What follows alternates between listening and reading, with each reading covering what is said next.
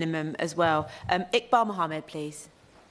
Thank you, Dr. Rosina Alin Khan. It's a pleasure to serve under your chairship, and I thank my honourable friend and member for Hyndburn for securing this important debate. In my constituent of Dewsbury and Batley, I have many Kashmiris, and one of the pledges that I promised them during my election campaign was to stand up for peace, justice and human rights anywhere around the world. And Kashmir is their homeland and very close to their and my heart. A report issued by Amnesty International last year captures the reality of repression the Kashmiri population are subjected to. It describes a clampdown on freedom of expression via the use of restrictive travel bans and arbitrary detentions to intimidate critical dissenting voices from speaking out. It describes how those subject to detention under stringent anti-terror laws are now being detained much longer without trial than before. From an average of 269 days between 2014 and 2019 to now about 330 days from 2019 to 2024. This is in effect a form of internment. We know from experience of internment in Northern Ireland in the 1970s that it did nothing more than act as a recruiting agent for paramilitary organisations.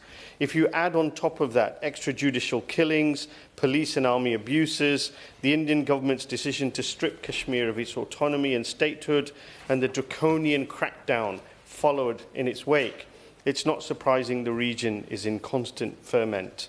What is surprising is how little is known about the state of affairs in this country, especially considering the historic role of the British government in the creation of Kashmir, the partition of India, and all the chaos that came in its wake. The UK have a historic responsibility for the current situation. They have a responsibility to put rhetoric about upholding human rights in practice and to use governmental pressure on India to that end. I have no illusions about the difficulties in making them act such. As the plight of the Palestinians illustrates, the UK commitment to human rights exists more in theory than in practice. Nevertheless, thanks to public campaigning, the issue of Palestine won't leave this government alone. It's like a stone in their shoe. For those of us concerned about this issue, the challenge is to make the issue of human rights and self-determination for Kashmir the stone in the other shoe. Therefore, the government must take responsibility and a leadership role as a peacemaker and enforcer of international law. What will the government do to remove the impunity it provides the Indian government for the many breaches of international and humanitarian law? What specific steps will this government take to enforce the UN resolutions already mentioned? What diplomatic engagement is the UK using to seek a peaceful resolution for the Kashmiri people and the right to self-determination? What action is the UK government taking to enforce human rights in Kashmir?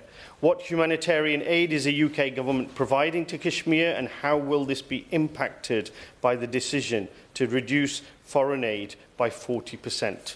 Thank you.